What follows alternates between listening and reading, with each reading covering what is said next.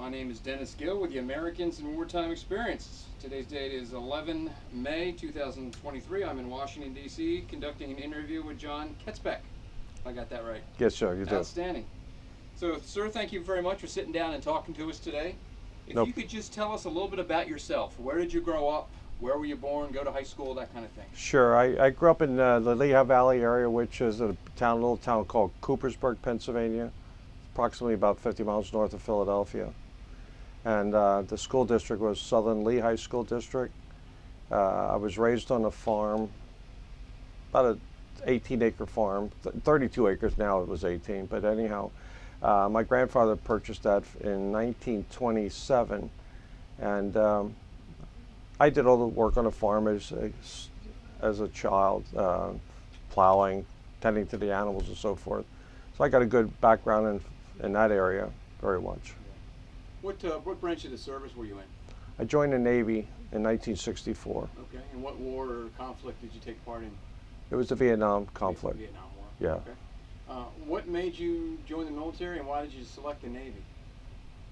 Well, if you recall, President Kennedy got killed just prior to that, and 1964, I was in the 11th grade, and I decided to quit school, and I joined the Navy branch because two of my previous cousins in the Navy, they spoke very highly of that service. Went to boot camp in Great Lakes, then of course I put down all the nice stations I wanted to go to, Hawaii, this, that, and everything, but they gave me Philadelphia, which was good. That was close to home. It was a firefighting school for aviation work, for the catapults and directors and stuff on the airplanes. Okay, gotcha. So you were on what type of ship did you end up being on?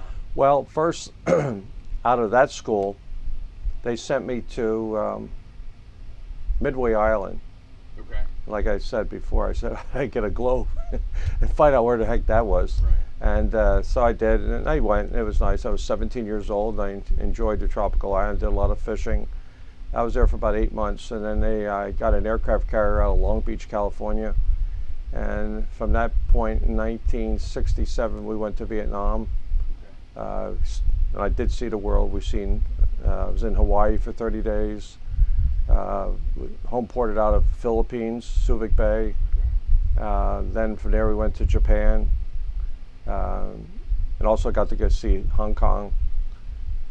Also went to the port of Thailand, but they wouldn't let us go ashore because of some president was, at that time, was doing some speech there, and they didn't want 3,000 realtors, 3,000 sailors on the beach there. Okay. But yeah, that was pretty much it. Then I came back to Pennsylvania with the Veterans Program, which was very, very good for me. I got training with doing real estate, which is what I wanted to get involved with. Okay. And then that was in '68. Bought my first house. I got married in '68, and '69 I got a real estate license. And from that point, I worked for about maybe 6-7 months, collected enough commissions and stuff to quit where I was working, and I had a very good job at Merck Sharp and Doe, which was a very good place to work, but I just didn't like working on the farm, punching a clock. So out in the country, selling real estate was my cup of tea. Yeah. You mentioned that you were 17 when you went in the military. That means your parents had to give you the blessing, right? They had to sign some paperwork to Yeah, you can't be in the military until you're 18 unless the parents signs for you, and they did. They had no problem doing that. Yeah, that's something I wanted. Yeah, they were very helpful to me. Yeah. So they had no issues with what was going on in Vietnam or any of that, you know? Well, I don't think they really knew what that was all about, Yeah. but they were worried, I'm sure. Yeah. What were your duties aboard the ship? Well, being that young, I was on the hangar crew, which we took aircraft off the elevators, and then we positioned them and secured them overnight. I ran an elevator that took the helicopters and the airplane up to the flight deck. One of the elevators was #1 elevator, which was between the two catapults. I had my opportunity to work at a catapult that shot them off. I figured that's hot. but up, Right. and it was, I'm sure.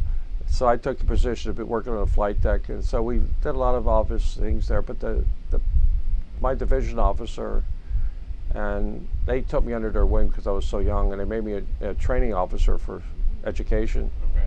Yeah, and I did a lot of that too. Gotcha. What aircraft carrier were you on?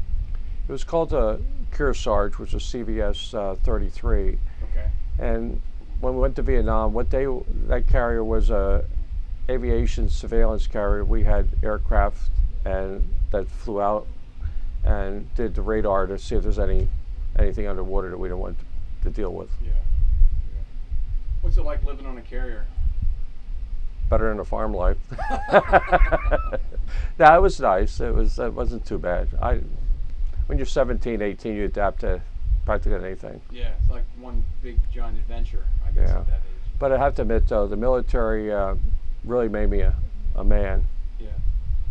I tell you, boot camp. It wasn't everybody should go to boot camp. The government should make everybody go there for at least 3 months, and they'll turn this world around into a better place. They'll respect everybody. They really did. I did. Yeah. Any moments that stand out about your time on a carrier? Well, yeah, we had a couple events. One when we were training in Hawaii for 30 days. We were training the Marine pilots how to land on an aircraft carrier, and Okay. one guy wasn't so lucky. He hit the back of the aircraft carrier and he died.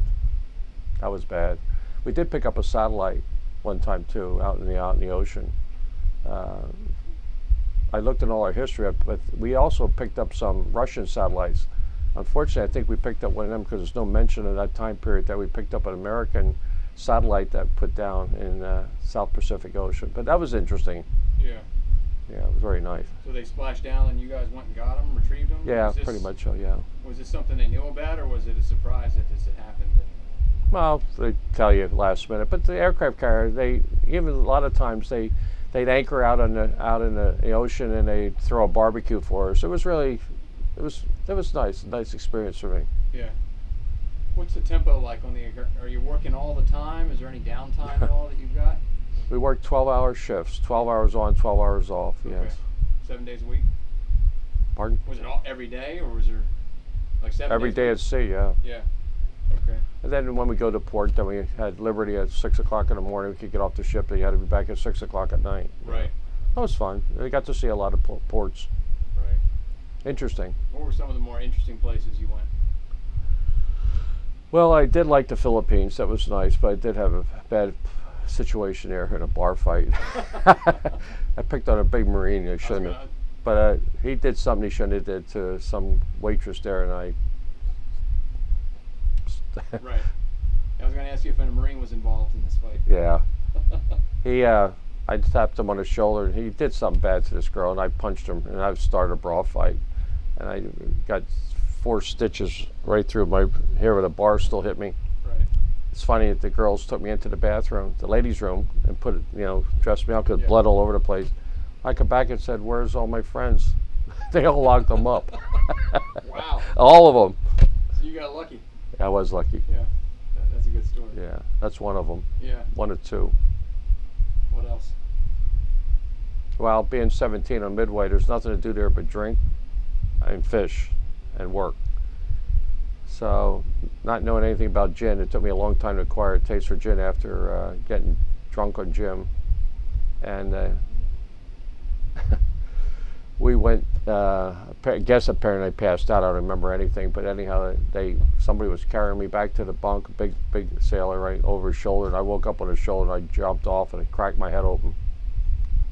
But I had an officer in the EN club come up to me and said, "You ever get drunk like that again?"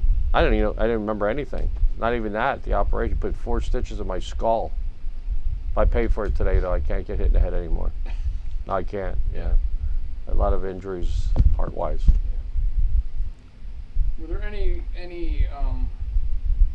well, let me ask you this. So when you're not working, those 12 hours a day you're not working, aside from sleeping, is there any kind of recreation that you guys participated in once you're aboard the ship? No, Or there's nothing. nothing really to do? No. Just hang out, drink coffee, that's all. Yeah, that's all we really could do. Yeah, there's really nothing. Were you supporting missions into Vietnam? What do you mean? Were you so was your ship flying missions into Vietnam? Oh yes, we were there for 6 months in Vietnam. Yeah, and it's sad that it's all radio. We didn't have. There's no cable, no cell phones back in the '60s, early Right. '60s. There was Right. nothing like that. So the only news we ever get is how many casualties of Americans died every day. Yeah. It was sad. We could see the battles and the flares and stuff, and that's about all that we could possibly see. Right. So what's going through your mind as a young 17-year-old, with all this, what's going on in Vietnam, and you've got people that are, that died on your ship. I mean, that's kind of the first time you're exposed to any of that kind of stuff. It really was, yeah. It wasn't, it was shocking and sad to see how many died for that cause and what happened there. But as you can see, we're Americans, and that's what it's all about, defending us, our liberties. Right. Were you able to keep in touch with your family at all? Only by mail. Mail? Okay. And then in 1968, I brought my, when we came back, I brought my, went home and married my sweetheart and brought her back. Okay. And we spent about a year in California then together, and then we came back home. So this is somebody you knew before you went in? School girl, sweetheart. Okay. Yeah, I did. Okay. 3 kids later, though. Were you able to keep in touch with her while you were overseas? Just the mail, I guess? Just mail. Yeah. And she was pregnant when I went over. It was like she had the baby by herself, which was sad. And that was an interesting story, though. They left me off the carrier about just when we hit, before we got into the Long Beach. There's a slow pause. They come in something like 5 miles an hour. Right. And my officers arranged that I could fly off in a helicopter. But that was kind of scary, because the helicopter in front of me didn't do so well. The tail rotor, Right. it didn't disengage, and he fell off the side of the ship. I said, oh. But that was good. Yeah. Yeah. So you're in the helicopter behind him watching this happen. Yes. Yeah. Wow. Yeah, I know. What are you gonna do? Can't jump out. No. No. But that's what happens. Yeah. How many men are aboard the carrier? This particular carrier you were on? How many men? How many men? Well, we had about, I think it's 3,200 people on there. About 50 of them were Marines, and the rest of them are sailors and stuff. Yeah, it's a lot of people. Yeah. Because in the Philippines, you could have, if you had 3 carriers in Philippines, you'd have 6,000 sailors going ashore, off and on at the same time. Right. That's a lot of people. Yeah. A lot of bars. Right. It's like, I don't know what town you grew up in, but just picture every house being a bar. It's like 50 of them. Really? Right in a row. Catering to the military. Yeah, always, yeah. It was nice, it was an experience. Yeah. How about the Filipino people? Were they nice and? Very friendly, Yeah. very nice people, yeah. Any incidents on board the carrier that stand out, or any incidents in your career in general that stand out? Well, either good or bad. it seems like smooth sailing in my division and my carrier, but at the same time I was overseas. Can't to life remember the name of it, but another carrier had an accident where I guess a jet came in and he dropped one of his flares that he had left over, and it killed everybody but one person in that division, because we did extensive firefighting through my whole time at the service, and that flare, it's burnt right through the flight deck, and unfortunately it was another, below it was the hangar deck, into a locker of them, and it killed everybody instantly. One flare. Yeah, flares. Yeah, it was sad. That made me nervous. Yeah, I imagine it would. Yeah, that's the only thing that I was afraid of in the whole thing, that something like that could happen. Describe your homecoming. A lot of Vietnam veterans don't have a very happy homecoming. How about yours? I was pulled over by the police. Not that I did anything, but I came home. When I came home, I was pulled over. There was some military person did something, and not that many military people in Quakertown, and I got pulled over, and Right. none of us left go, but no homecoming, other than my parents, and Yeah. that's all. Yeah. Did you know while you were, I don't know if you got much news or anything while you're on the care, did you know about what was going on in the United States, about how unpopular the war was and protests and things like that? I didn't tell too many people that I was in the war when I came back, because it was like, my God, I did all this for, and Right. they're throwing eggs and stuff at you, it's unbelievable. Yeah. Did you know that while you were overseas? No. No. You didn't know at all. Now there's no TVs, there's nothing. Yeah. No Wawa either. So you're just getting the news the military's providing. That's the only source of news you got. Yes. Pretty much. That's it only. Yeah, yeah. That's sad. So do you keep in touch with anybody that you served with? I did. Yeah, there was a lot of people from Pennsylvania. They kind of like click together when it happens. Right. And I did. I still do today. Yeah. Yeah. Only one person left that I know of. It's being 76 years old. There's not too many still around anymore. Yeah. Even my friends too are passing away left and right. Yeah. How do you think when you look back on this? How do you think that your service has affected or changed or shaped who you are today? It made me who I am today. I think, like I said before, I think the military is something that structured me into being who I am today. Yeah. I used the benefits to buy my first house. I used the benefits to get my career in real estate through the VA. It was a correspondence course, and I liked everything I did. It's funny, today, back then I bought a building lot, a 2-acre building lot in a local area for like $1,400. And that's chunk change today, right? Yeah. And sold it for like $6,000, made a profit. So I figured that's the way to do it, and I did. Never looked back. So you have a career today because of? Yes, sir, I do. Yeah, in '69, I got to be a real estate sales agent for an agency, local agency, and then I learned all the different phases of real estate. In 1976, I opened up my own office in the local town, and I still have one office there now. Okay. But I did all phases of real estate. I did 30 subdivisions already, land subdividing. I have 3 construction companies. Today I still build homes. Now it's custom modular homes. Okay. I have one I just finished, and I have 2 to start right now that's being started. And I'm opening up a shopping center right now too. So I've been very happy with it. I can't look back. Yeah. I have 8 children now, 3rd wife, divorced, that one too, unfortunately. I just seem to be a workaholic, and I just can't stop. Everybody wants me to stop, but I just can't.